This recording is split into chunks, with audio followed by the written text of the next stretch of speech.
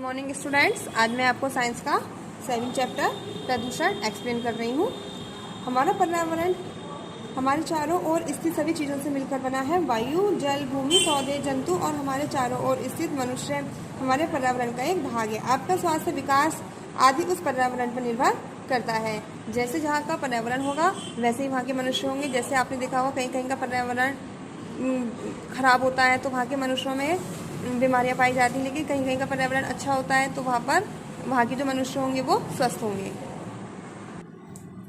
प्रदूषण मानवीय क्रियाकलापों द्वारा पर्यावरण में लाए गए हानिकारक परिवर्तन को प्रदूषण कहते हैं। मानवीय क्रियाकलाप द्वारा मीन्स मनुष्य द्वारा किए गए कार्य।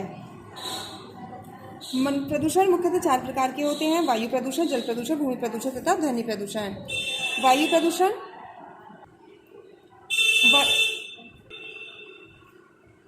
नंबर 1, वायु प्रदूषण। वायु में प्रदूषकों को छोड़ने के कारण वायु प्रदूषण होता है। प्रदूषकों मीन्स प्रदूषक जो होते हैं वो ऐसे पदार्थ होते हैं जिसके कारण पर्यावरण में प्रदूषण फैलता है।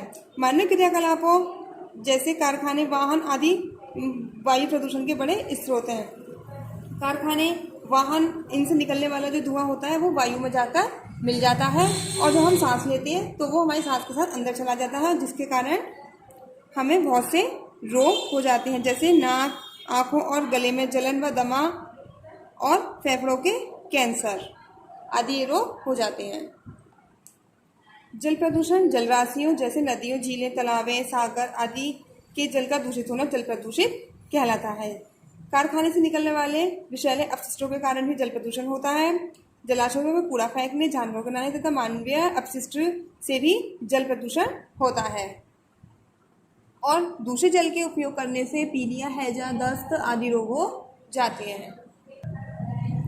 भूमि प्रदूषण भूमि प्रदूषण ठोस अपशिष्टों को फेंकने के कारण होता है, जैसे पॉलिथीन बैग, कांच की बोतलें, धातु के डिब्बे।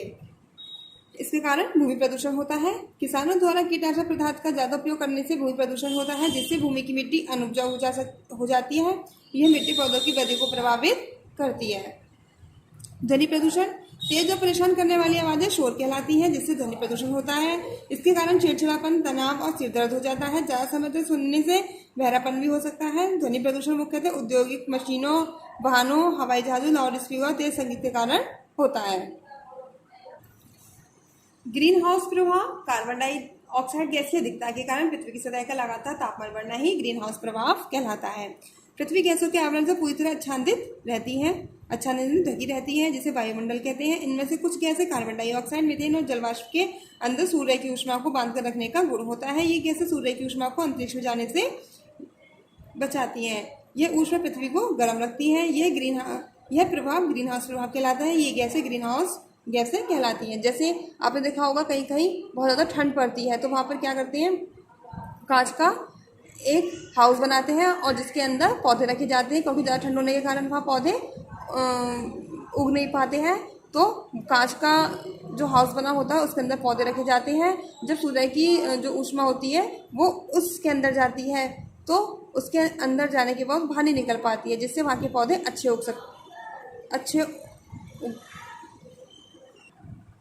अच्छे उग जाते हैं।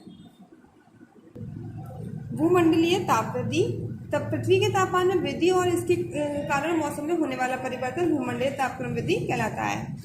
वायु प्रदूषण वायु में कार्बन डाइऑक्साइड की मात्रा को बढ़ाता है। इसका प्रभाव यह होता है कि वायुमंडल सूर्य के प्रकाश की अधिकतम ऊष्मा को रोके रखता है और इसका परिणाम यह होता है कि वायुमंडल का तापमान बढ़ता जाता है। इसे भूमंडलीय ताप वृद्धि कहते हैं।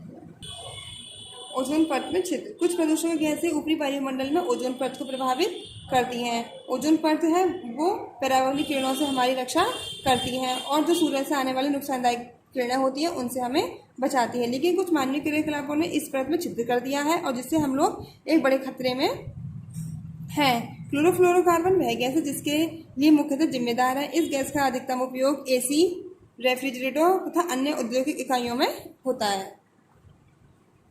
3RS का अर्थ है reduce, reuse, recycle. Reduce means कम करना, रीयूज पुनः प्रयोग, रिसाइकल पुनः चक्रण। नंबर 1 रिड्यूस, जहाँ तक संभव हो विद्युत, जल, जीवाश्म ईंधन, कागज, प्लास्टिक, पन्नियों का प्रयोग कम से कम करना चाहिए। रीयूज, पुरानी वस्तुओं को पुनः प्रयोग करना चाहिए। पुराने पर्दों को सिलकर सामान लाने वाले थैले बनाए जा सकते हैं। धातु के डिब्बों से पेन होल्डर बनाए जा सकते हैं। पुनः चक्रण, सभी उपयोगी फेंके जाने वाले कागज, कांच, प्लास्टिक, धात्विक वस्तुओं को पुनः प्रयोग किया जा सकता है। अतः यह सुनिश्चित हो कि उनको फेंका ना जाए। ऐसा करने से भी हम प्रदूषण को कम कर सकते हैं।